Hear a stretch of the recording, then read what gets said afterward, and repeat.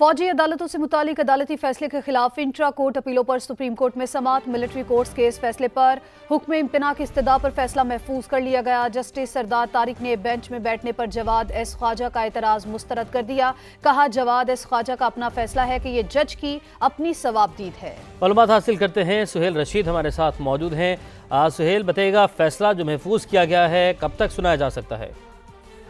देखिए, फैसला आज ही सुनाया जाएगा। इस वक्त जो जजेस हैं वो मुशावरत के लिए चैम्बर में चले गए हैं और जाने से पहले जस्टिस सरदार तारिक मसूद ने ये रिमार्क्स किए कि हमने आप सबको सुन लिया है, अब हम आज का हुक्मनामा जो है वो लिखवाएंगे, थोड़ी देर के बाद वापस आएंगे और उस पर सुनाएंगे कि सिर्फ नोटिस होते हैं जारी तरीकेन को या फिर हुक्म इम्तना भी दिया जाता है। क्योंकि अटार्नी जनरल और ख्वाजा हारिस जो वज़ारत दिफा की जानिब से पेश हुए, उन्होंने ये सजा की थी कि जो दहशत गर्दी के मुल्ज़मान हैं, असल दहशत गर्दी के संगीन दफात के साथ जिनको चार्ज किया गया है, फैसले के बाद उनके खिलाफ ट्रायल चलने में भी मसाइल का सामना है। जस्टिस सरदार तारिक मसूद ने खुद भी सवाल किया था कि जब ऐसी दफात ही जो सिविलियन का ट्रायल करने वाली कलअदम हो चुकी हैं, तो गुज़श्ता रोज जिस तरह पाक आर्मी के जवानों पर एक हमला हुआ, उसमें जो सिविलियन शामिल हैं वो अब किस तरफ जाएंगे, जो हमारे बच्चों को शहीद कर रहे हैं उनका ट्रायल किस कानून के तहत चलेगा।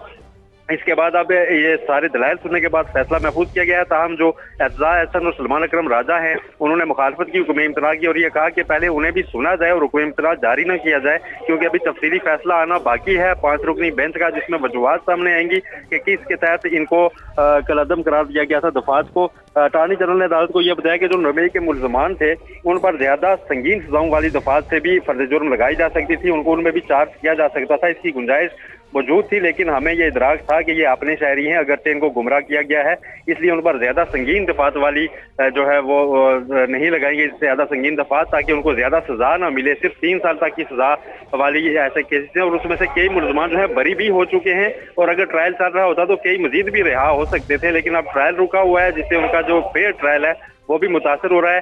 तो मशरूत इजाजत की इस्तदा की गई अटार्नी जनरल की जानिब से कि हतमी फैसले तक ट्रायल चलाने दिया जाए, सजाओं पर अमल दरामद को अदालत रोक सकती है।